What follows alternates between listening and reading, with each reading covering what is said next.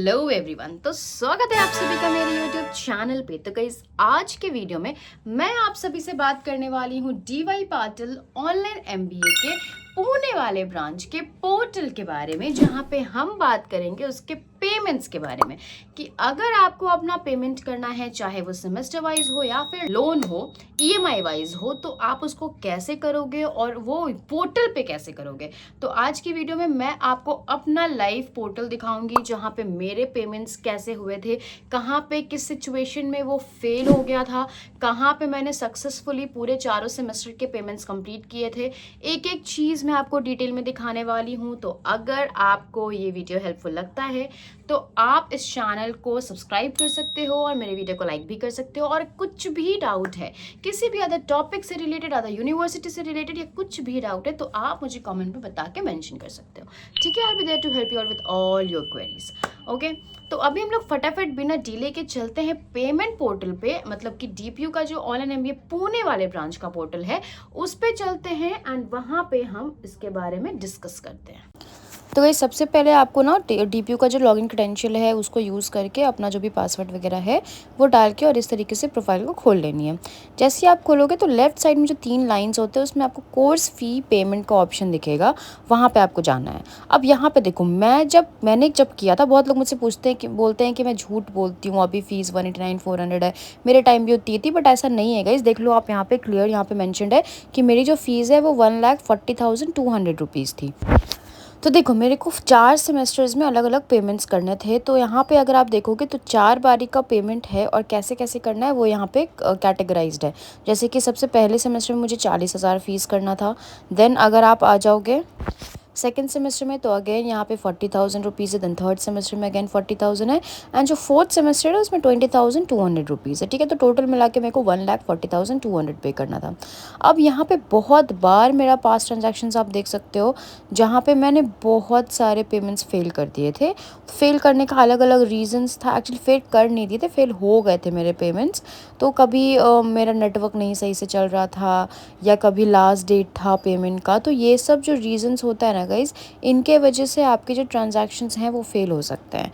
तो आपको make sure करना है कि आप जब भी ट्रांजैक्शंस करो तो आप जो डेडलाइन है, लास्ट डेट है फ़ीस पेमेंट का, उसके पहले ही करो।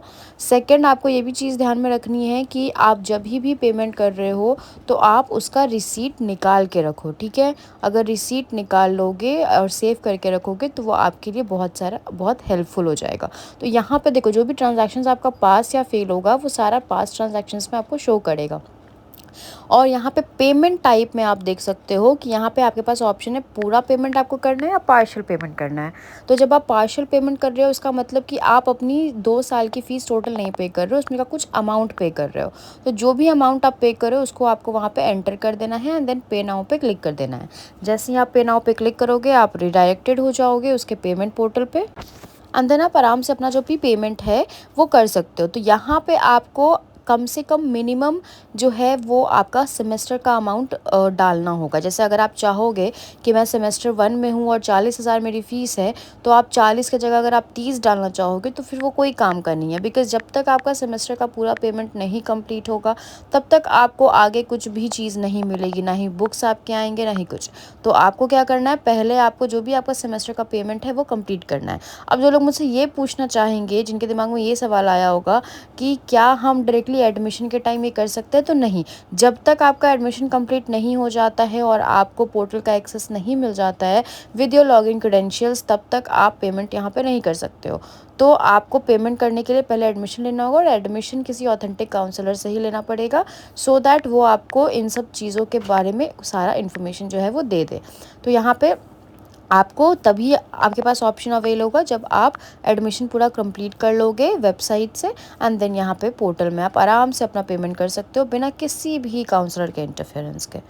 अब एक चीज़ आप देखो, यहाँ पे आपके पास ऑप्शन है कि आप अप्लाई फॉर लोन भी कर सकते हो। वहाँ पे आपको जाना है, अगर आपने लोन लिया है, आपको लोन लेना है नेक्स्ट सेमेस्टर का या कभी भी, तो आप यहाँ पे अप्लाई फॉर लोन पे क्लिक कर सकते हो।